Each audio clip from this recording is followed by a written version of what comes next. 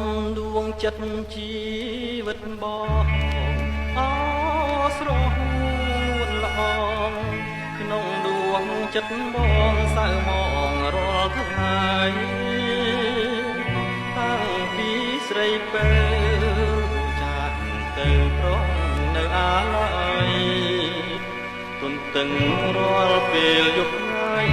អាស្រីថ្លៃមក